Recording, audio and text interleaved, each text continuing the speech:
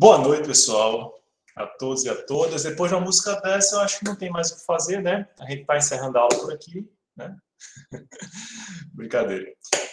A gente inicia a nossa aula de hoje justamente com essa música de Zé Ramalho, né? A gente vai falar sobre hermenêutica, uma introdução à dogmática hermenêutica, a teoria da interpretação. E aí eu escolho uma música dessas e aí pergunto, primeiro, vocês veem alguma relação entre interpretação e essa música? Talvez não vejam agora, mas aí eu vou perguntar a vocês uma outra questão. Vocês já pararam para pensar sobre a letra, sobre o que ela significa, a letra dessa música? Porque durante muito tempo eu disse, não, isso aí é aquelas viagens psicodélicas, né, de quem fumou muito e joga palavras e une as palavras quaisquer e bota numa melodia bonita e sai uma preciosidade dessas. Mas por trás dessa letra existe uma história. Alguém sabe dizer qual é? Ou o que compreende a partir da letra da música? Deixa eu ver o que é que vocês estão comentando aqui. Débora disse que pesquisou o site, não sei se é confiável, disse que ele era apaixonado por uma mulher mais velha.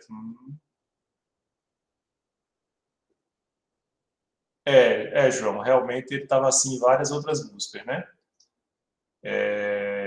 Que tem umas palavras, realmente juntam as palavras que a gente não. Mas veja, realmente, Débora, existe uma história de que Zé Ramalho, quando era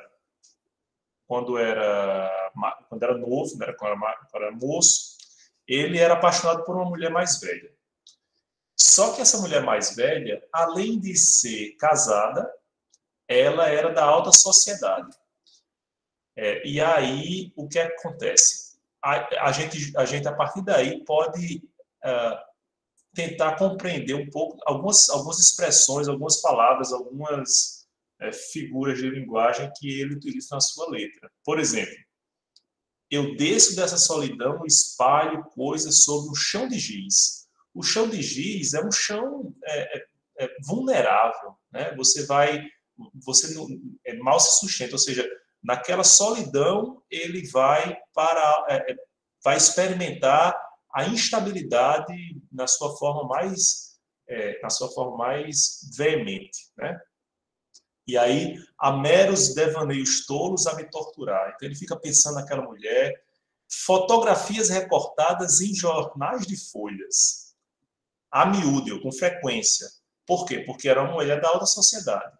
Então ele via aquela mulher em revistas ou em jornais impressos, recortava a figura daquela mulher e guardava para si. Mas aí ele diz, não, para mim já chega desse sofrimento, dessa solidão, dessa impossibilidade, né? Eu vou fazer, o que é que eu vou fazer agora? Eu vou jogar tudo num pano e guardar confetes. Então, vou cortar todos os papeizinhos, as fotografias que ele guardava com tanto afinco, com tanto zelo, com tanto amor. Exatamente, Arthur. Jogou num pano de guardar confetes, né? Então, não quero mais saber dessa mulher. Aí, o que acontece também? Por que ele tomou essa decisão? Porque ele disparava balas de canhão, mas era inútil, porque existia um grão vizinho, né? Um homem que estava ao lado dessa mulher e que era também um ser respeitado, ele, coitado, sem dinheiro, sem ainda moço, né? Então, o que é que ele poderia dar a ela? E aí ele faz a referência à mulher mais velha, quando ele diz: há tantas violetas velhas sem um colibri. Ele, ele queria usar, quem sabe, uma camisa de força ou de Vênus, né? E tem uma outra passagem que, assim, é muito chocante, quando ele diz assim: para sempre fui acorrentado no seu calcanhar. Isso é muito doloroso, né? Então, ele vivia uma angústia tamanha que é como se ele estivesse acorrentado ao calcanhar da mulher, que vivia pisar nele, né?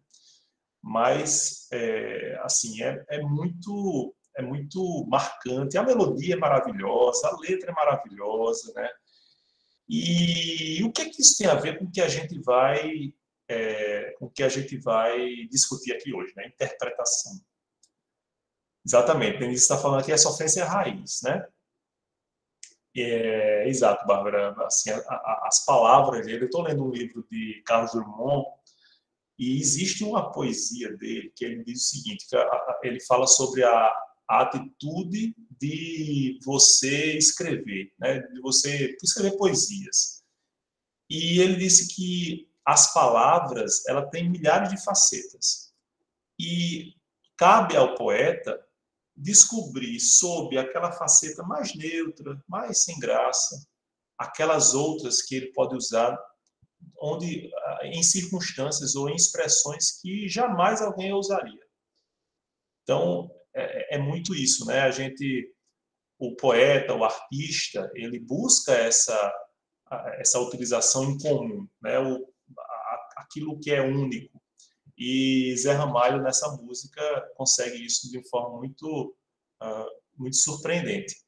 Isso nos mostra também que ler a letra dessa música, tão somente, sem saber alguma história ou história, né? Alguma, mesmo que seja de um site não confiável, mas vamos convir. É muito mais interessante quando a gente escuta a música e se delicia na letra da canção, quando existe esse bastidor, né? Então, de alguma forma, a nossa interpretação é enriquecida quando a gente tem um código para proceder a essa interpretação, certo? Então, a gente tem outros elementos que possibilitam, que facilitam essa hermenêutica, esse trabalho hermenêutico de buscar sentido às palavras que ele utilizou. Pode ser que não tenha passado pela cabeça dele, ao criar essa letra, qualquer coisa dessa natureza, como, por exemplo, descobri recentemente, eu tinha visto recentemente que tinha ouvido falar que Alceu tinha composto aquela música Anunciação em homenagem assim, fazendo alusão ao nascimento de uma criança, né? Nas brumas leves das paixões que vêm de dentro, né? Então, tu vens, tu vens. Então, eu já escuto os teus sinais, tudo leva a crer que tenha sido isso mesmo. E eu fiquei, assim, maravilhado, né? Eu vi a partir da visão de Bita, né? Se vocês tiverem irmãos menores, vocês vão saber quem é Bita. Mas, depois, a minha irmã que está grávida, me mandou uma reportagem dele. Não foi pensando nisso, não, foi em outra coisa. Mas não interessa, para mim vai ser sempre isso. E é isso que também existe de especial na arte. A arte, ela se desprega do seu autor, né? Então, eu posso olhar... Olha, vocês já estão mangando da minha cantoria, né? Você pode se desprende do autor de uma tal maneira que você já pode enxergar coisas que o autor nem viu, né? Então, assim, tudo isso para ilustrar o que eu quero mostrar aqui para vocês. O trabalho do intérprete é um trabalho dos mais importantes, mas também dos mais árduos, não apenas na ciência do direito, ou no trabalho do protagonista do direito, não é do trabalhador em direito, do juiz, do promotor, do advogado, do delegado, como, de uma forma geral, interpretar é difícil. Vejam o que se passa hoje nas nossas comunicações. Cada vez mais a gente se habitua a se comunicar por linguagem de texto ou memes, assim, com a febre dos stickers. Eu tenho uma coleção de stickers, eu adoro stickers. E às vezes eu fico procurando sticker para manifestar o meu sentimento, né? Porque aquilo simboliza muito mais do que o que eu poderia dizer em palavras. Mas isso, de alguma forma, pode causar ruídos. Às vezes a gente escreve no WhatsApp uma mensagem com um tom e ela é percebida com outro tom, né? Por isso que é complicada essa comunicação. Maria às vezes só se comunicaria por figurinha, né? Assim, os egípcios usavam muitas figuras, mas aí era complicado, porque tinha que fazer 1000 composições. Eu tenho um livrinho, eu achei um livrinho que explica os hieróglifos. E é muito complicado. Então, assim, talvez seja melhor a gente usar as palavras mesmo, né? Mas, de todo modo, os stickers eu não consigo abrir mão. Esse trabalho hermenêutico é um trabalho muito importante e muito difícil, né? E é por isso que a gente, não apenas em introdução ao estudo do direito, mas no curso de direito, a gente tem um espaço destacado para a interpretação. Nós temos aqui, o que a gente vai ver hoje, é apenas vamos dizer assim, um drops, né, do que a gente vai tratar de forma mais aprofundada na disciplina específica de hermenêutica jurídica. Então, acho que lá para o terceiro período vocês vão ter uma disciplina que vai tratar somente de interpretação, certo? O professor talvez justificasse um curso inteiro de interpretação, certo? O tamanho é o desafio que envolve a dogmática hermenêutica, tá certo? Então, hoje a gente vai ter os primeiros sinais dessa decodificação, dessa nossa tarefa de tentar compreender o que há por trás dos signos, das palavras que nós juristas utilizamos, certo? Vou fazer aqui apenas um parênteses, pessoal, para explicar para vocês. Até acho que vocês já devem ter observado, né, que vocês são muito atentos em relação à nota, principalmente, e devem ter percebido que as notas já estão publicadas no SIGA-A, já estão lá como a primeira unidade, né, a nota de vocês. Peço até que vocês verifiquem se eu cometi algum erro. Isso é sempre possível, eu sou de humanas, né? Então, um erro de cálculo, um erro de computação, se vocês tiverem de cômputo, se vocês tiverem alguma dúvida sobre os critérios que eu utilizei, também estou à disposição para que vocês, para a gente sanar essas dúvidas, certo? Exatamente, Paulo, a dosimetria da nota. E aí eu tentei explicar ao máximo os critérios que eu utilizei, certo? Para não haver dúvida em relação às notas atribuídas, ok? Outra questão importante, que eu preciso fazer um parêntese aqui, é sobre o trabalho final. Eu vinha utilizando uma sistemática nos semestres anteriores, né? E nesse semestre talvez seja, se Deus quiser, o nosso último semestre remoto. A partir do próximo semestre, se Deus quiser, finalzinho de março, a gente já vai estar se encontrando presencialmente na universidade. Então, vocês vão se deparar com essa triste figura aqui, não apenas a cabeça, mas o corpo inteiro, nos corredores do setor 1, e a gente vai poder realmente se encontrar. E como esse é o último semestre remoto, né, para comemorar essa ocorrência, eu terminei pensando, e eu pensei isso nas férias, no recesso, numa forma de fazer uma avaliação, mas que de alguma maneira também traga para vocês eu vou dizer assim, uma leveza que, infelizmente, esse semestre não tem. É um semestre que vai terminar em pleno veraneio, numa situação em que várias pessoas, vários de vocês tiveram Covid, ou estão com Covid, ou têm familiares com Covid, então a pandemia, infelizmente, não acabou e tem se agravado, graças à vacina e a Deus, não tanto com casos graves como a gente teve no ano passado, por exemplo, mas é um semestre, eu sei que muito sofrido para todos vocês, né? Então, o que é que eu pensei? Aliar a leveza que a própria arte nos possibilita e construir um produto que pode ser depois publicizado para toda a comunidade, né? E a arte, a forma artística que eu escolhi foi justamente a literatura de cordel. Eu vou mostrar aqui para vocês, pessoal, só para recapitular, não sei se vocês já viram aí, a atividade final da terceira unidade. Qual é o nosso objetivo? Recapitular e consolidar conhecimentos da teoria geral do direito, auferidos no decorrer da disciplina, despertar para a percepção do direito pela arte, mais especificamente a literatura de cordel. Qual o papel de vocês? Vocês vão me mandar até o dia 8 de fevereiro, certo? Para esse e-mail aqui, né, o e-mail institucional, não mandem para outro porque eu não vou conseguir resgatar, certo? E até esse dia, ok?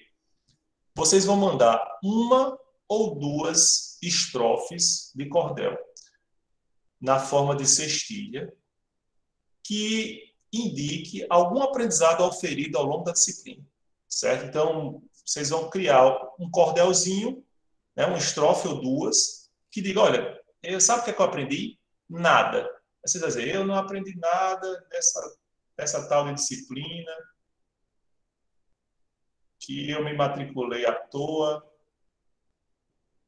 para conhecer uma menina, etc. Né? Então, estou criando aqui. O que é que a gente tem que ter em mente, de forma muito clara? Isso demanda uma reflexão sobre alguma coisa que chamou a atenção de vocês, certo? Mas também temos que fazer um produto que se adeque à composição literária típica do cordel, especificamente da cestilha no cordel, e que tem algumas características que eu vou falar aqui para vocês, para que vocês tirem alguma dúvida em relação a essa forma. Eu sei que o conteúdo vai ser excepcional, né? Vai ser muito bom, vocês têm uma criatividade, vocês já mostraram isso nos trabalhos, os trabalhos muito bons, né? Então a gente viu aí a criatividade de vocês a serviço de um didatismo em que eu me inspiro, inclusive, né? Eu vou sempre buscar ver nos bons exemplos que vocês deram de como organizar discussões interessantes, dinâmicas interessantes, né? Para que a gente possa sempre aprimorar o nível da nossa aula e atenuar os inconvenientes dessa aula remota. Né? Já estou acostumado a falar com um pontinho preto aqui da câmera, mas, sem dúvida alguma, isso não é o ideal. Então, o que é uma cestilha em cordel? O cordel pode ser desenvolvido em quadras, cestilhas, septilha. Então, nós temos outras formas mais sofisticadas, mas a cestilha é a mais habitual. E por isso eu imaginei que fosse a mais fácil de vocês desenvolverem, certo? Então, como é que ela funciona? Ela é formada de uma estrofe de 6 versos. Eu coloquei até um exemplo aí para vocês. Uma estrofe de 6 versos, né, de 6 linhazinhas, em que a rima acontece da segunda com o quarto, com o sexto verso, certo? Então, se vocês observarem aqui nesse exemplo que eu dei, pois assim era a Anísia, poetisa educadora, pioneira feminista dos escravos protetora, né? Rimando com o segundo e quarto, quando o povo é ignorante, a elite é opressora. Vejam que é a mesma rima, segundo, quarto e sexto versos. Outra questão importante é a métrica. A gente vai ter que ter 7 sílabas de cordel. Na verdade, eu coloquei 6, né? São 7. Olha só. Pois, vocês vão contar assim. Pois assim era a Anísia. Tá vendo que são 7? Ah, professor, mas não são 7 sílabas, não. Mas são 7 sílabas, vamos dizer assim, fonéticas. Coloquei 6, pessoal. Depois eu vou corrigir aqui.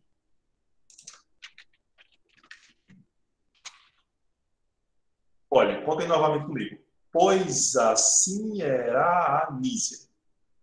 Poetisa educadora. Às vezes vocês têm que comprimir quando há um encontro de vogais, certo? Pioneira feminista dos escravos protetora. Entende? Quando o povo é ignorante, a elite é opressora. Vejam que sempre são 7 sílabas de cordel que fazem com que a métrica seja fluida. Não existem versos muito grandes ou muito pequenos, eles sempre vão ter o mesmo formato fonético, certo? E isso facilita a compreensão. Então, eu vou avaliar os cordéis, aliás, as estrofes que vocês fizerem, vou fazer uma composição final agrupando esses cordéis por temas, certo? E disso a gente vai ter um produto que vai ter pelo menos 50, 70 estrofes. Imagine, um cordel maravilhoso que a gente pode pensar, inclusive, posteriormente, em publicar, certo? Naquelas folhinhas mesmo de cordel, né? Aquelas coisas mais... não vai... Possivelmente a gente não vai conseguir uma publicação mais com a BNT, etc, etc. Mas seria um produto interessante para vocês guardarem de recordação, certo? Então, vamos fazer isso. E a avaliação da terceira unidade vai ser esse trabalho, que parece ser muito singelo, mas eu acho que é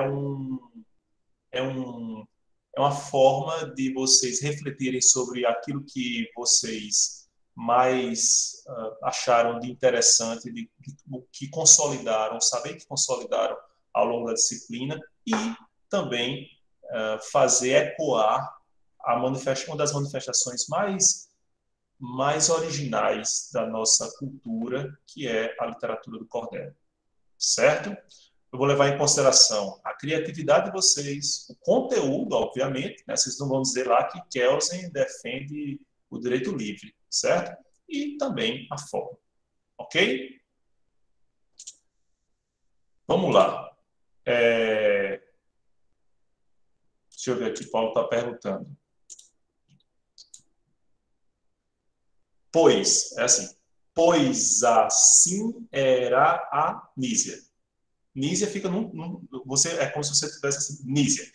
Porque se fala uma vez só, Nísia. Pois assim era a Nísia. Certo? Poetisa educadora. Veja que poetisa educadora. Zé. Poetisa educadora. Então já junta aí as vogais. Certo? Professor, mas assim, se alguma coisa não sair exatamente, eu fiz uma interpretação equivocada, não tem problema. Eu posso fazer eu vou tomar a liberdade de fazer algumas adequações, se puder, sem ferir, claro, a originalidade de vocês, certo? Diga aí, Ana. Vai ser uma nota por unidade, exato. Você já tem a primeira nota, que é a dos seminários. A segunda nota vai ser dos trabalhos, das tarefas a cada aula. Hoje a gente completa 25 tarefas. Hoje, portanto, vai ser a última tarefa que vocês vão fazer nessa disciplina, tá certo? A partir da próxima quinta-feira, vocês não vão precisar mais fazer essas tarefas. Ok? Professor, sendo esse cordel, como é que seriam os critérios de avaliação? Tipo, originalidade? Isso. Não sei. Criatividade, conteúdo e forma. É exatamente isso. Como a gente colocou lá no... Pois não, Letícia? Oi, professor, boa noite. Boa noite. É porque a contabilização das nossas presenças eram pelas atividades, né? Eu estou enganada. E aí elas acabam hoje. Aí como é que vai contabilizar nossas presenças? Eu vou. Agora a gente tem uma ferramenta que essa atualização do Google Meet permite, que a gente tem um relatório de assim, da presença de vocês. Não precisa nem fazer chamada, certo? Então, o próprio sistema, ele manda para o meu e-mail. Eu sei, por exemplo, quantos minutos vocês ficaram, quem veio, quem não veio, certo? Então, a partir de quinta-feira, não é mais necessário a gente ter esse acompanhamento pelas atividades, certo? O que mais? Alguma dúvida sobre o trabalho?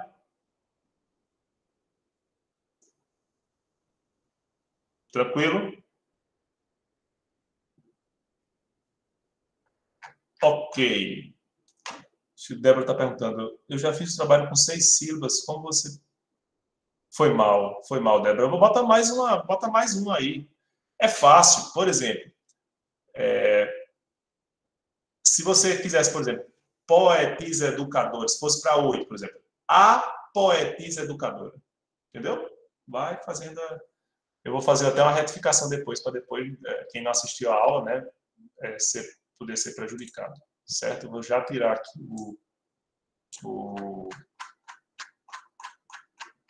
o arquivo. Depois. Oi, Leila. Professor, boa noite. Boa noite. É porque eu tô com uma dúvida. É que eu tava olhando a relação das atividades no CIGA, e aí eu tenho umas atividades que eu enviei, mas não foram corrigidas. Aí eu tava com medo de ficar com falta nesses dias. Aí, eu vou verificar. Assim, outra questão importante para a gente dizer para vocês. Às vezes, eu recebo mensagens... Vocês preocupados, obviamente, com a situação, né, assim, de presença, de nota e tal.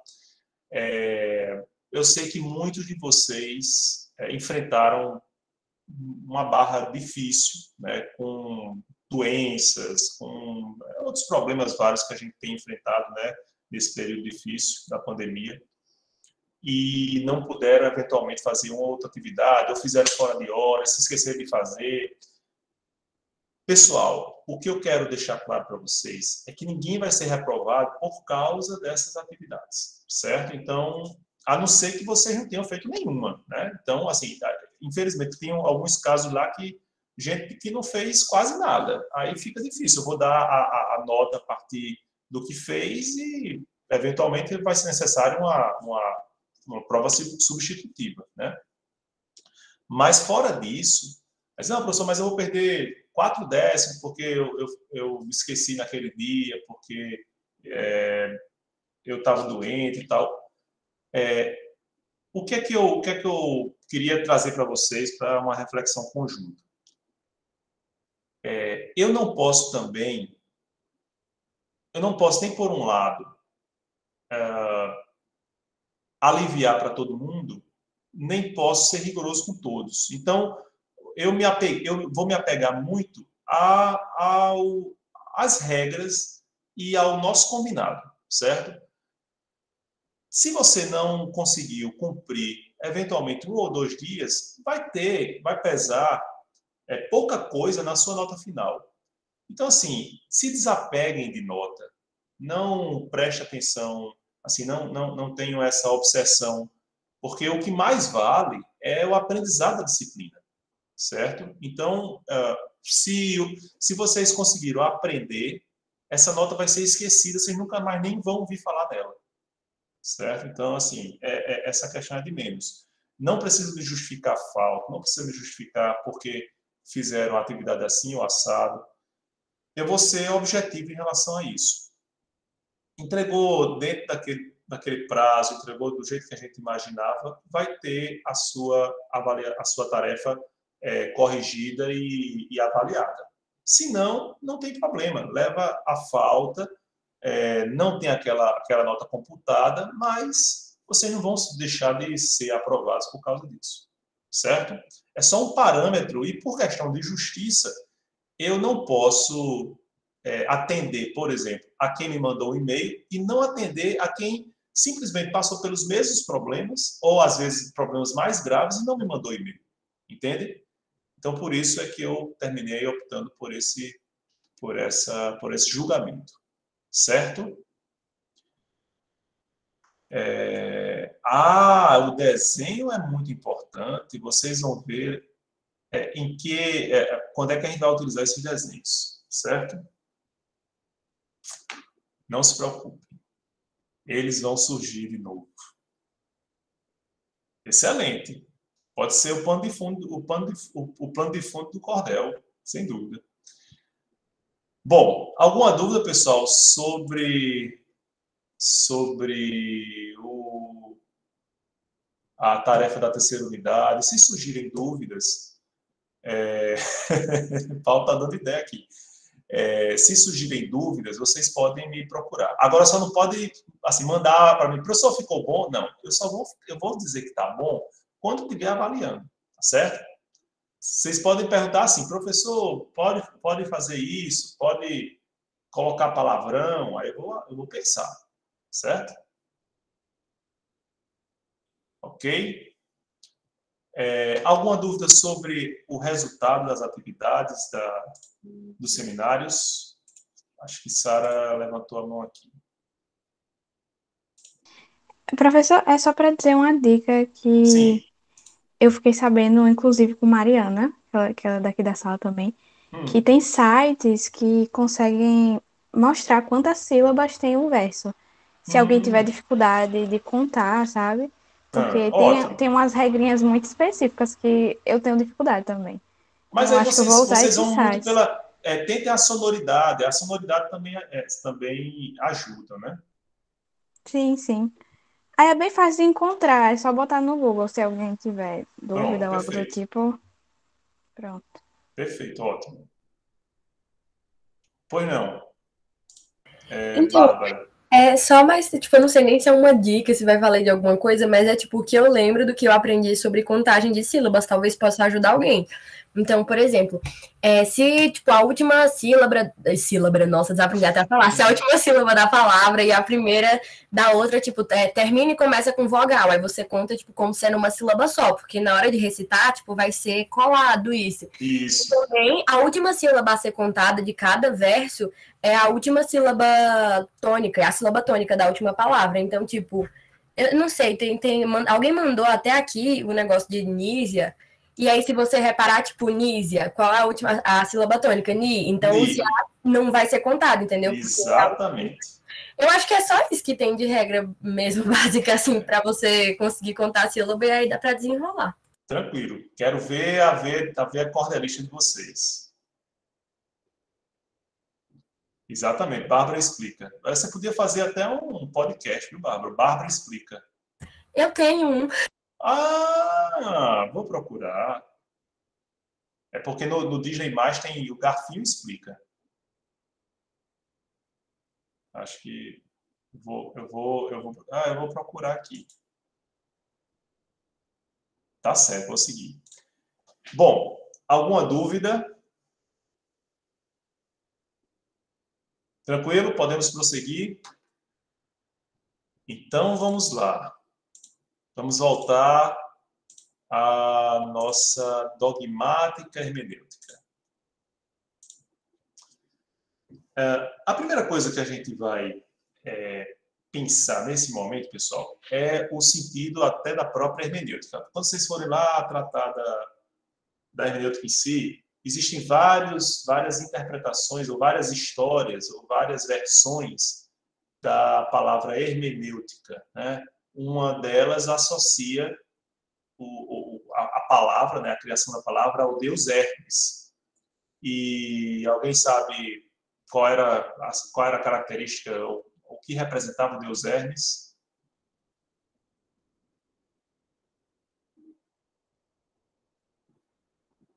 O que ele fazia? De alguma forma, ele fazia a comunicação entre os deuses e os humanos, né? Então, é como se a interpretação também se tratasse dessa comunicação, não entre deuses e os humanos, mas entre o objeto que vai ser interpretado e o nosso intelecto, certo? Então, a gente vem ao primeiro questionamento. O direito existe independentemente da interpretação? O que é que vocês me dizem? Eu vou pegar um código aqui e vou abrir. Aí eu vou dizer, olha, tem vários artigos aqui nesse código. Isso é direito. Eu preciso de interpretação para atestar a existência do direito? O que é que vocês acham?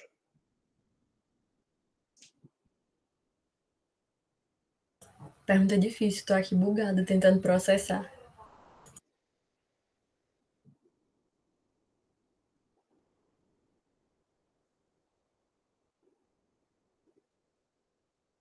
Ninguém vai arriscar? Se alguém colocar aí no chat, me diga, por favor, que eu não vejo.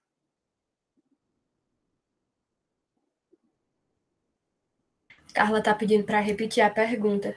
Está aí na tela. O direito existe independentemente da interpretação? Ai, gente, já que ninguém vai se pronunciar, eu tô ficando agoniada, vou falar aqui, ó. Fale. Ai, Jesus. Enfim, tipo, eu acho que, tipo, para atestar, por exemplo, se eu falo, precisa da interpretação para atestar a existência do direito, tipo, eu acho que não. Mas para que, tipo, ele funcione, precisa da interpretação. Não sei se deu para entender esse processo mental que se passou aqui agora. Paulo tá falando aqui no chat, inclusive, ó, a lei talvez exista, porque tá escrita, mas para que ela valha algo, não tem jeito, tem que interpretar. Perfeito, Paulo.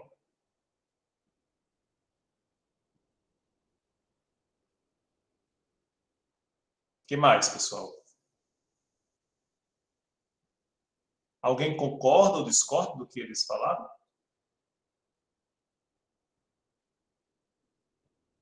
Eu acho que a Bárbara defendeu que existe no primeiro momento, mas para aplicação é que precisa da interpretação.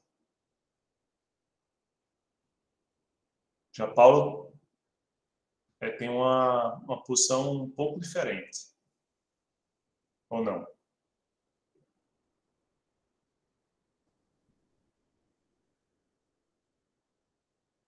Acho que a gente falou a mesma coisa. Então, a minha interpretação foi equivocada. Já começa aí o problema da hermenêutica. Sabe onde é que vai começar o problema dessa indagação? No que você considera direito. Se você, a depender da corrente epistemológico-jurídica a que você se filie, o direito vai dispensar, sim, a interpretação. Né? Se você for para o empirismo exegético, o direito existe independentemente da interpretação. Aliás, o juiz, por exemplo, quando interpreta a lei para o empirismo exegético, ele deve apenas se limitar a ser o boca da lei, a dizer o que o legislador quis dizer, não somente. Não existe qualquer liberdade de interpretação ao magistrado, certo? Já os alternativistas vão ter uma posição bem diferente. Hoje, o pós-positivismo também acredita que o intérprete, né, a interpretação, ela é fundamental para a compreensão do que é direito. O direito não é apenas o que está escrito numa norma, o que está escrito numa lei, o que está escrito num código. Ele é também esse trabalho daquele pensador que se debruça sobre aquele objeto de interpretação e o interpreta. Ok? Eu sempre digo, deixa eu ver aqui o que é que vocês estão colocando aqui. Pois não, Paulo? Professor, você falou que para o empirista exegético, o direito ele é independente da interpretação. O direito ele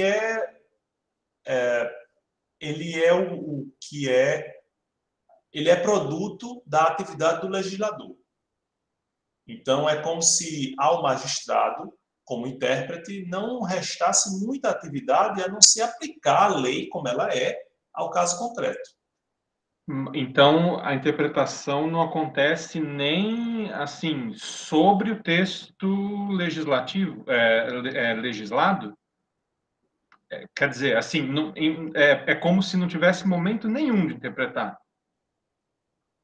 Isso. Essa pergunta é capciosa porque há problema no que a gente considera como direito e há problema no que a gente considera como interpretar. Sim. Não é verdade? Sobre a questão da interpretação, o que significa interpretar, a gente vai discorrer mais adiante. Mas o que eu quero mostrar para vocês com essa pergunta inicial é o tamanho do nosso problema, do nosso desafio, né?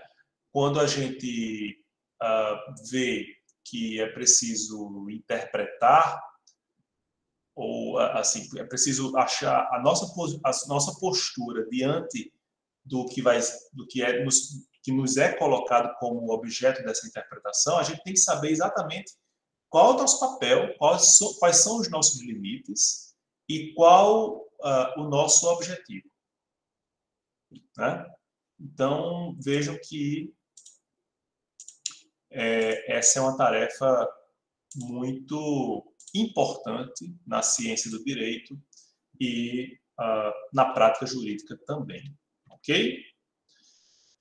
Eu sempre digo também que todas as questões que a gente vai levantar aqui, e essas são questões muito superficiais, dão prova da beleza que existe por trás da ciência hermenêutica, né? E eu também digo aos alunos que a hermenêutica é tão apaixonante, mas tão apaixonante, que eu terminei me casando com uma professora de hermenêutica. E, graças a Deus, ela não está mais ensinando hermenêutica, né? E aí, isso dá conta de como o trabalho com essa arte de encontrar os significados dos símbolos, né, dos signos, é tão instigante. Mas vamos ver agora o que é que significa a linguagem. A linguagem pode ser definida como o uso intersubjetivo de signos. E, obviamente, eu não estou falando aqui nos signos que eram estudados lá por Olavo de Carvalho, não, né? Que Deus o tenha. Eu estou falando aqui em símbolos. Signo quer dizer um símbolo, uma representação de algo, né? É o que está no lugar de algo. Então, eu, por exemplo, posso me referir a esse objeto aqui como um objeto alongado, transparente, com a tampa azul, que serve para escrever ou desenhar com a tinta azul. Mas eu posso chamar isso de caneta azul, até fazer música, né, como ficou famosa aí, porque essas duas palavras, caneta e azul, são símbolos que ficam no lugar de toda essa explicação que eu precisei dar para explicar, para mostrar para vocês o que eu estou segurando. Certo? Então, os símbolos ou os signos, eles representam algo da realidade ou algo mesmo que nem exista, né? que nem seja palpável. Eu tenho uma palavra que designa algo impalpável, como alma, sentimento, né? Deus. Então, eu tenho signos para expressar ou para representar coisas, entidades, inclusive, que não são desse mundo. Não é verdade? E por que é importante a gente perceber o que seja signo? Porque eles são importantes para a gente compreender o que é linguagem. A linguagem, ela é construída pela reiteração de usos dos signos pelas pessoas. É isso que, basicamente, essa definição aí muito sucinta quer dizer. A linguagem é o uso intersubjetivo de signos. Os signos vão sendo utilizados pelas pessoas de forma reiterada e terminam sendo aceitos e compreendidos como representação daquilo que eles significam. Vamos lá. Todo mundo sabe o que quer dizer flopar? Deletar. Então, assim, são palavras que muitas vezes vêm de outras línguas e a gente termina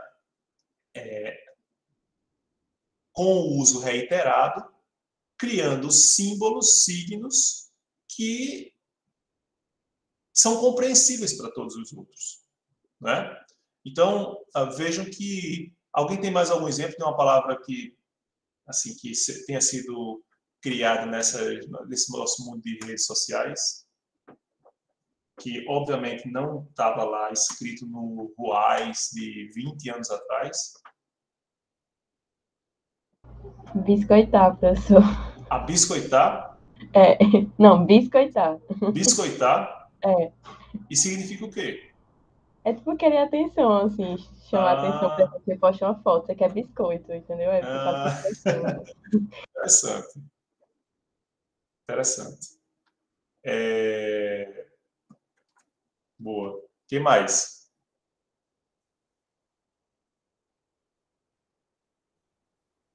De todo modo, o que a gente observa? Biscoitar, por exemplo, só tem sentido a gente usar essa palavra se várias pessoas compreenderem o que você está falando. Há algum tempo eu ouvi a expressão cipar, né? E aí, cipar Eu não entendi. Eu acho que Eu não entendi o que significava isso, porque se você colocar cipar, assim, essas duas palavras isoladamente não significam coisa nenhuma, né? Mas as pessoas se habituaram a utilizar, né, essa expressão e as pessoas começaram a compreender o que ela significa. Para ser sincero, até hoje eu não entendo muito bem em que eu estou igual a meus filhos pequenos assim que vão experimentando o uso das palavras assim, vez por outra ele vem com uma preciosidade, né? E a gente vai experimentando para ver se realmente se encaixa naquele contexto, naquela utilização. Mas assim é que se constrói a linguagem, né?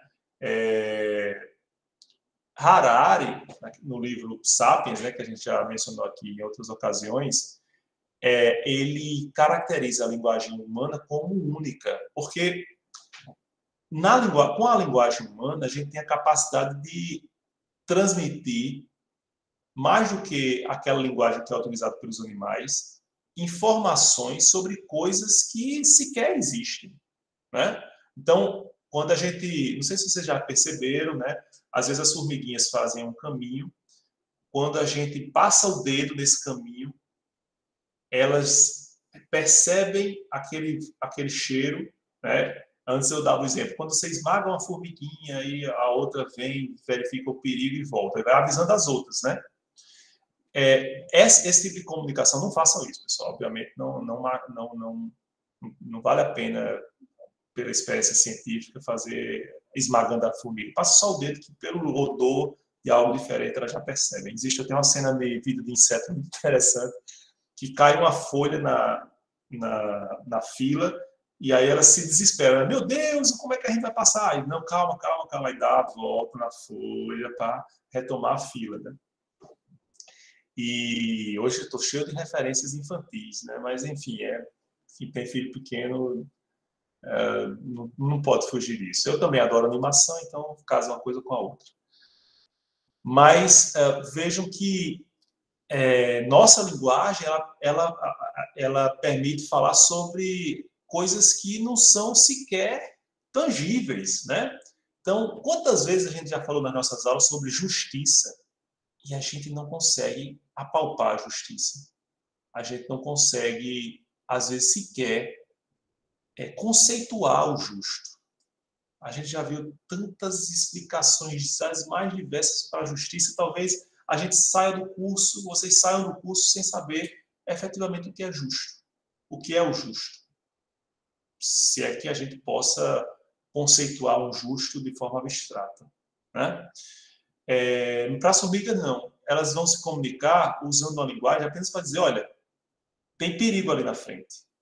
Uma amiga foi esmagada, né? Ou acontece alguma coisa diferente, e assim por diante. Certo? Por que a gente está falando de linguagem? Porque quando a gente enxerga o direito como um instrumento de ordenação de condutas, coercível, né? A gente imagina que o seu papel primordial seja, de um lado, ordenar condutas, de outro, resolver conflitos. Não é verdade?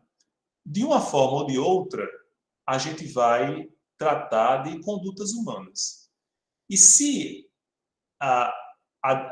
quando a gente disciplina essas condutas humanas, a gente se vale de quê? De normas jurídicas. E essas normas utilizam palavras, utilizam signos, portanto.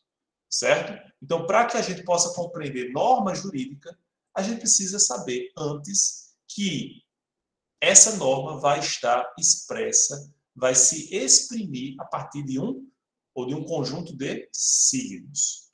Certo? Porque é só isso que faz, é só isso que compõe a nossa linguagem. Aí eu pergunto a vocês, quando eu falo em uso intersubjetivo de signos, eu posso dizer, professor, em vez de você dizer signos, diga de palavras. O que é que vocês acham? Ela poderia ser substituída com tranquilidade por palavra, uso intersubjetivo de palavras. O que é que vocês acham?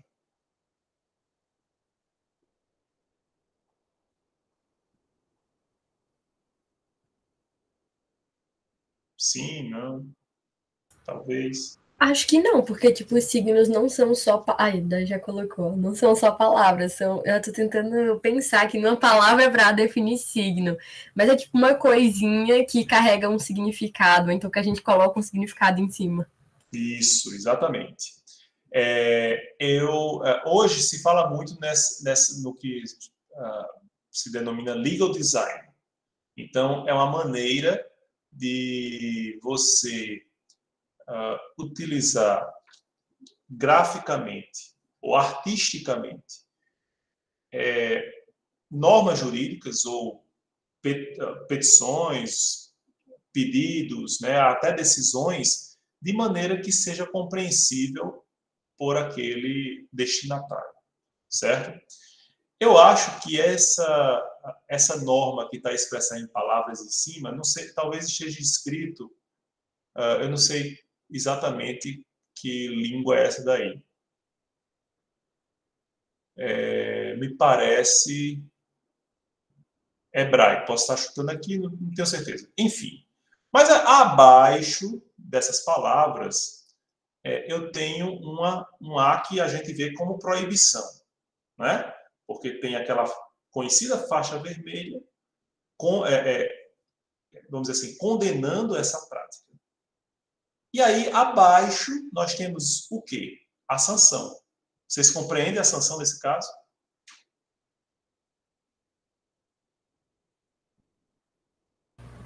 Sim, sim. Os homens, principalmente, né?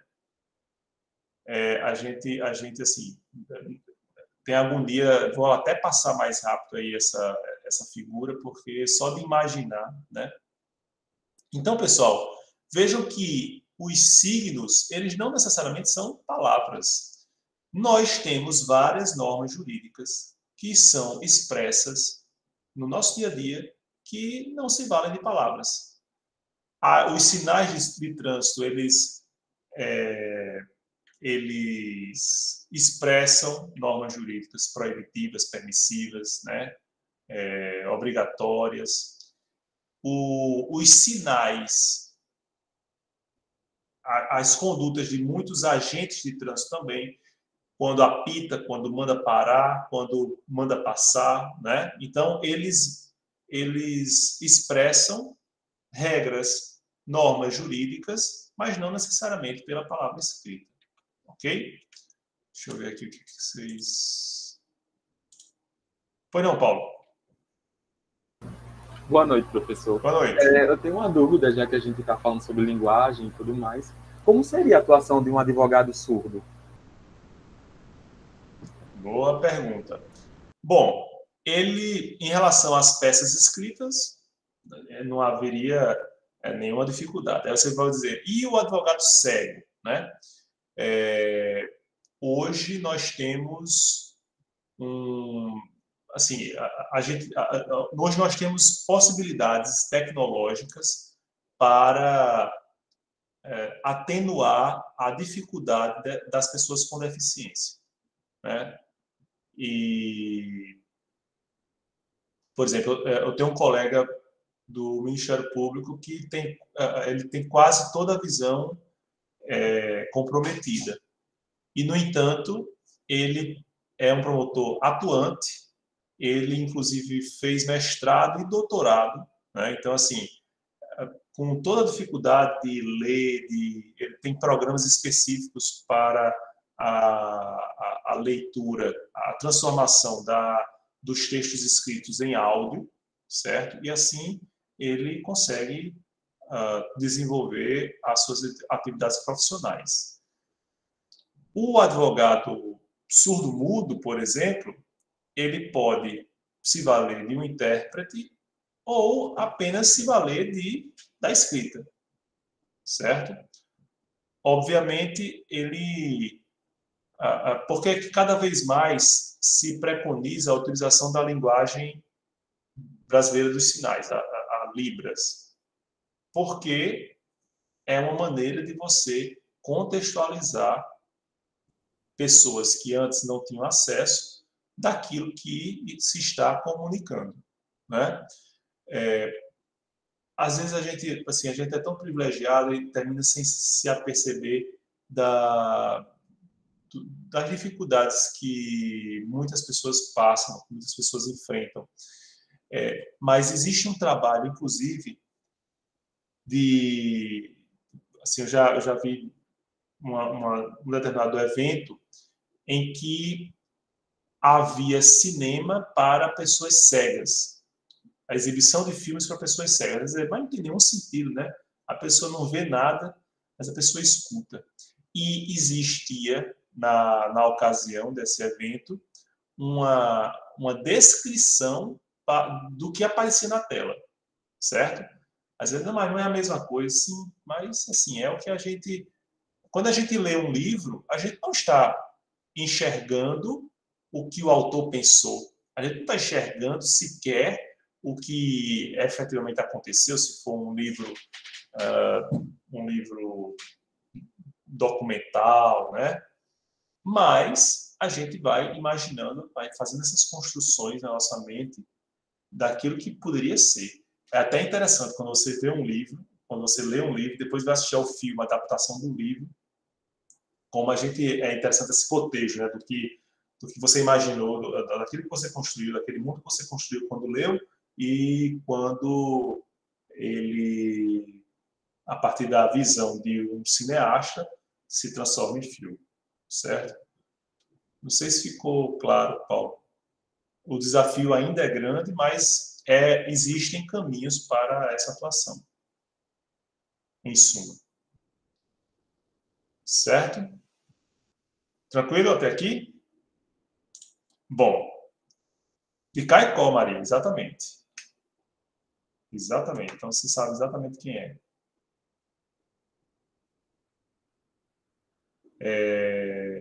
Então, assim, ele com toda a dificuldade, olha aí, com toda a dificuldade, consegue ser um ótimo profissional, né?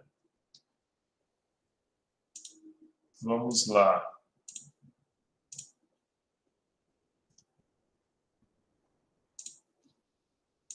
Obviamente, não somos nós apenas que temos problemas, mas a linguagem também tem problemas. E vai ter problemas relacionados a cada uma dessas dimensões da linguagem. Basicamente, a gente vai aqui focar em 3 dimensões. A dimensão semântica, a dimensão sintática e a dimensão pragmática. Meu Deus, professor, eu chego a dar um arrepio quando fala em análise sintática, né? E aí você vai falar de sintática de novo, eu pensava que estava livre disso. Calma, a gente vai falar sobre essas dimensões no âmbito do nosso estudo de direito, certo? Deixa eu ver aqui, alguém comentou, levantou a mão. Análise sintática. Eu sei que vocês adoram isso. Análise sintática morfológica. Bom, dentro dessa divisão, vejam aqui que a gente vai ter, primeiro, uma dimensão semântica. E como é que se dá a dimensão semântica? A semântica é a relação, a dimensão que trata da relação com objetos, né? Então, assim, do signo com objetos. Então, por exemplo, a dimensão semântica vai analisar se, quando eu falo em caneta, eu posso associar essa palavra caneta a esse objeto aqui, né? Essa ligação signo e objeto é objeto de estudo dessa dimensão da linguagem, ok? Mas vejam que eu posso ter problemas a partir dessas associações. E os problemas são aí apontados. Um problema de ambiguidade, né? Quando eu utilizo uma palavra que tem um duplo sentido, né? Pode ficar, né? aquele negócio no ar, né? Ou então assim não ficou, tem um problema aí que termina por possibilitar interpretações diversas a partir de um mesmo signo, né? Na minha época, a gente gravava fita cassete, né? Eu tinha uma fita de músicas de duplo sentido, né? É muito divertido. Óbvio, hoje não tem mais sentido isso, porque as músicas, muitas delas são diretas logo, né? Se for pro funk proibidão, meu Deus do céu. Mas antes tinha um charme esse negócio. Era engraçado, né? Falar as músicas de duplo sentido. Tinha a música do Tico, né? Que é um gato que miava muito. E tinha uma música que era do Jacu, né? Um jacu que não tinha penas. Enfim, tem várias que vocês podem até procurar por aí, vocês vão encontrar. E esse problema a gente também enfrenta no direito, né? Signos que terminam tendo essa dupla possibilidade hermenêutica, possibilidade semântica, e pode dificultar a compreensão da linguagem empregada. Eu posso ter a utilização também de signos vagos, quando eu digo assim, não, eu estou fazendo isso por questão de justiça, da mais líbima justiça. Bom, justiça é um signo vago, né? Canotilho, que é um constitucionalista português, ele chama de palavras viajantes, aquelas palavras que não têm um sentido muito preciso, né? Interesse público, bem de todos, bem comum, né? Então, muitas vezes, esses signos, eles são vagos e, portanto, eles terminam trazendo dificuldades para o intérprete. E eu tenho signos também polissêmicos, que têm vários sentidos possíveis. Então, quando eu falo em manga, eu posso me referir tanto à manga-fruta, como à manga do verbo mangar, uma coisa bem nordestina mesmo, como também manga no sentido de manga de camisa, certo? Então, eu tenho uma polissemia aí que pode trazer problemas na hora da interpretação, certo? Deixa eu ver se tem algum comentário aqui. Paulo, pois não, Paulo? Eu lembrei de um caso, acho que faz pouco tempo saiu em algum portal de notícia falando que era um promotor do Maranhão, que ele perguntou para uma testemunha se a testemunha, se ele, né, era caseiro, né? Eu não sei se era um caso de roubo ou era um assassinato, e para o promotor, caseiro era o cara que, enfim, cuidava, né, da casa, e a testemunha ficou chocada porque caseiro era amante naquela região do Maranhão. significava Porque amante. Ele falou, não, eu não sou caseiro, não. Porque podia ser o seguinte, não, eu só assisto Netflix, passo o dia todo Netflix, não gosto de sair, não, eu sou muito caseiro. Não sai, não, Nesse era sentido. pior, ele achou que o promotor estava sugerindo que ele fosse amante da patroa. Olha aí, tá vendo? É interessante essas questões linguísticas. Por exemplo, Paulo, eu imagino a sua dificuldade. Você tá morando, você mora em Natal? Não, eu moro no interior de São Paulo, até hoje. Mas já pensou, rapaz? E como é que você vai fazer, né? Enfim, não vem ao caso da sua vida particular aí. Mas se você morasse aqui, ou mesmo assim, conversando com os colegas, né, eventualmente, você pode se deparar com algumas expressões, no mínimo, curiosas, né? Por exemplo, quando a gente vai jogar fora um negócio, você não joga fora, você rebola no mato. Agora, imagine para um paulista, né? Inclusive que tem que ser homenageado hoje, porque São Paulo está fazendo aniversário. Mas está no interior de São Paulo, né? Então, enfim. Mas é do estado também, é aniversário do estado. Tá certo. Do estado também é? Também. Eu pensei que fosse exatamente da cidade de São Paulo, mas, enfim. Então, você está curtindo o feriadão aí, né? Não é feriado estadual, né? Mas é só no município de São Paulo mesmo. É só. Mas eu estava lá hoje e deu para aproveitar um pouquinho. Ótimo, perfeito. E aí, não sei se você já escutou essa expressão, rebolar no mato. Eu entenderia no sentido literal, se me falasse. A pessoa rebolando assim, né? Rebolar no mato é jogar fora, né? Ou então instruir, né? Desperdiçar, ou então me socorram aí.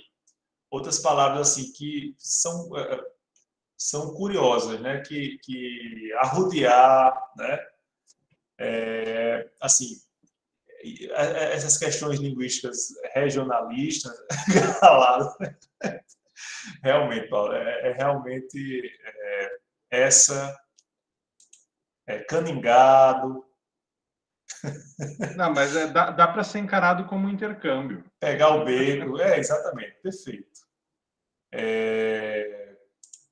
Olha, não vou nem repetir aqui, porque tem umas maravilhosas. Mas, enfim, vejam como é complicada essa situação, né, de você utilizar signos diferentes, né? Imagina, a gente está falando na linguagem coloquial, né? Está numa roda de conversa, a gente pode criar problemas, mas imagine se uma palavra tem ambiguidade dentro do texto legal, né? Então, imagine que o código ele deve servir para todo um país e com todas as suas com seus pormenores na utilização dos termos. Então, por isso que é necessário que haja uma depuração do sentido coloquial quando a gente vai fazer a interpretação jurídica, certo? Depois dessa viagem, né, ao mundo do regionalismo, vamos voltar aqui ao slide para a gente falar agora sobre sintaxe.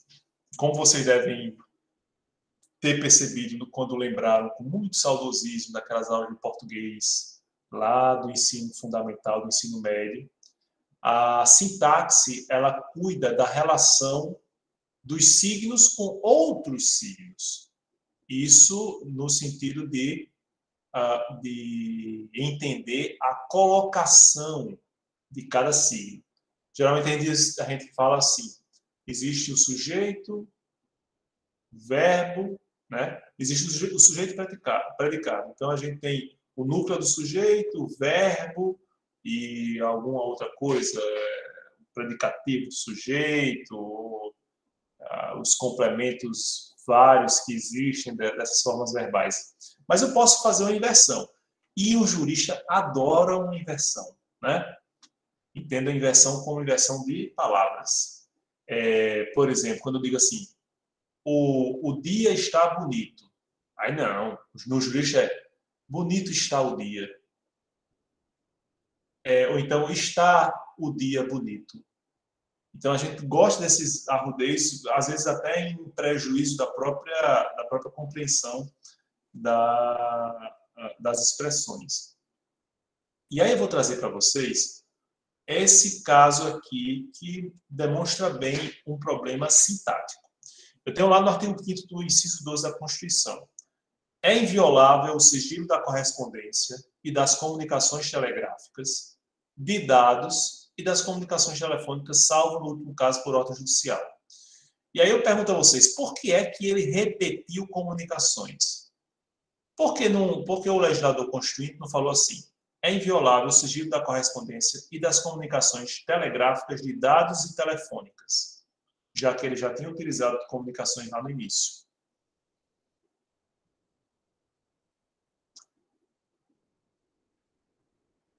Vejam aí, se vocês têm uma solução para esse enigma.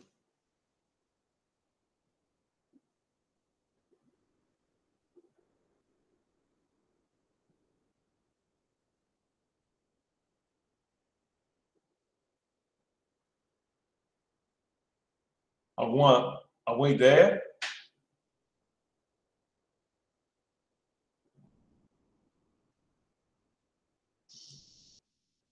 Algumas saídas. Primeira, é inviolável o sigilo da correspondência das comunicações telegráficas, o sigilo de dados, ou seja, o Constituinte não tornou inviolável as comunicações de dados, mas apenas os dados. Então, a comunicação de dados, ela não é inviolável, certo? Os dados são invioláveis, ok? Primeira possibilidade. Segunda possibilidade. Vocês vejam que lá no finalzinho ele diz assim, salvo, aí tem a exceção, salvo no último caso por ordem judicial. Se ele colocasse o Constituinte, é inviolável o sigilo da correspondência e das comunicações telegráficas, de dados e telefônicas, um intérprete poderia entender que essa ressalva final poderia se referir ao bloco que trata das comunicações telegráficas, de dados e telefônicas, e não apenas as comunicações telefônicas, como o Constituinte terminou por defender, né? Por expressar no primeiro momento, certo? Viram, pessoal, como é importante a gente pensar na colocação dos signos, como isso pode fazer diferença no momento que a gente vai interpretar, ok? E aí a gente tem a última dimensão da linguagem, que é a pragmática. Professor, Oi. Rapidinho, no caso, o problema seria a falta de colocação? O problema seria causado por uma colocação equivocada, não precisa, né? Nesse caso, ficou bem clara a intenção do legislador constituinte. Porque em um primeiro momento a gente poderia achar que houve uma repetição desnecessária, mas não, a gente vê depois que há uma necessidade dessa repetição de comunicações, a palavrinha comunicações, do signo comunicações, certo? É nesse sentido. Entendi, professor, e isso obrigada. Isso só reforça o cuidado que a gente tem que ter quando for escrever, né, pessoal? Ou colocar seus stickers aí Pois não, Ana? Professor, dá para me ouvir? Dá, tá ótimo. Não, eu só ia perguntar, é porque quando o senhor começou a apresentar os casos, a minha dúvida era como que isso se aplica na prática do direito, Sim. Né? Porque aí o Paulo até deu o exemplo da situação lá do promotor, que falou o termo caseiro e tudo, mas assim, é uma situação que é perfeitamente ajustável, assim, tipo, foi uma falha de comunicação, porque eram significados diferentes, mas é fácil ajustar. Aí, nesse caso, desse exemplo que eu agora, com o artigo 5, já seria um caso um pouco mais delicado, porque a partir do momento que a pessoa, sei lá, o advogado iniciante ou o próprio estudante de direito, ele está analisando um caso que envolve esse assunto aí, esse artigo. A partir do momento que ele interpreta errado, toda a base argumentativa dele pode ser prejudicada, né? Exatamente. E por isso é que a gente tem que ter o código da interpretação, né? Não o código-lei, não. O código que eu digo é aquela informação dentro da ciência jurídica ou da técnica hermenêutica, vocês que vão decidir isso, para eu melhor interpretar.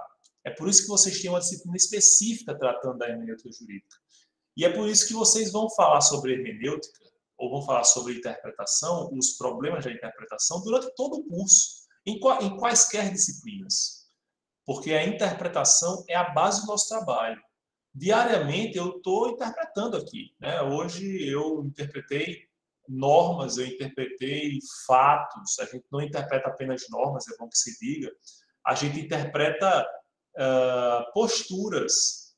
Eu já falei para vocês que no meu primeiro júri, uma das teses da defesa do acusado era de que ele não queria matar a companheira. Mas a minha interpretação da conduta dele, pelo menos aquilo que eu pude verificar dos vestígios que deixou na vítima, foi de que ele agiu de tal maneira a que não houvesse dúvida quanto ao seu intuito de matar a sua companheira. Certo? Há uma interpretação de fatos. Eu posso interpretar fatos, eu posso interpretar normas, eu posso interpretar valores, né? Então, isso é o trabalho do intérprete. Ok? E aí, só para a gente concluir, pessoal, para a gente continuar na próxima aula,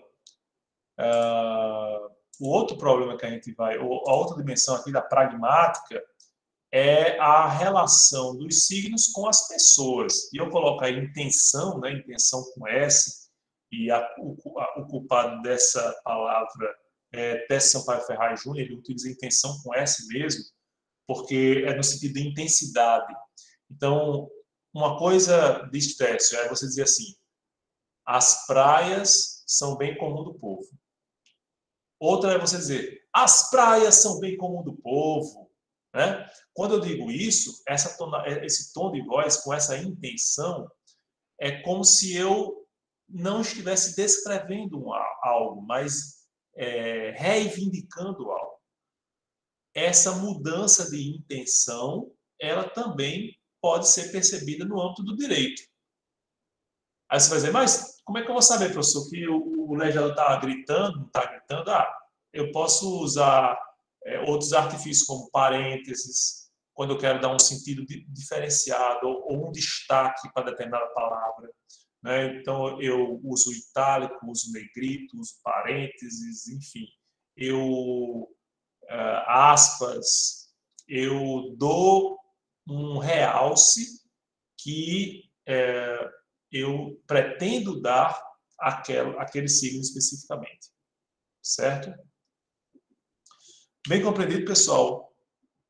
Bom, e aí a gente vai ficar com essa pergunta no ar, se a interpretação é a extração ou a construção de um significado, para a gente responder na próxima aula.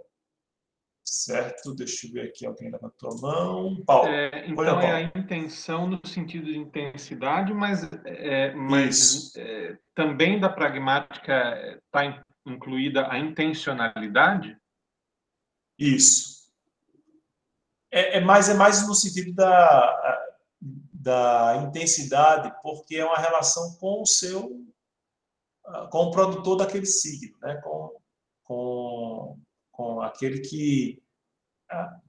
que enuncia o signo. Uhum. Certo? Certinho, obrigado. Alguma dúvida? Não, Paulo, a redação continua essa, do texto constitucional que você falou, né? Professor, Oi, aí no caso o problema seria interpretar de uma forma equivocada a intenção dessa forma de falar?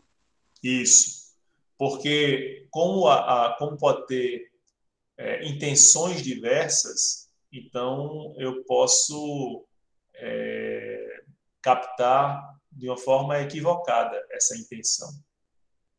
Né? Ou então eu posso enunciar de uma forma equivocada. Eu queria enunciar, nesse exemplo das praias, eu queria enunciar como algo descritivo e fui reivindicando, né, num tom de reivindicação daquela verdade. Certo? Certo, obrigada. Por nada, sabe? Alguma outra dúvida, pessoal? Só deixando claro aqui para vocês, eu vou fazer a retificação, né, lá do roteiro. Já vou tirar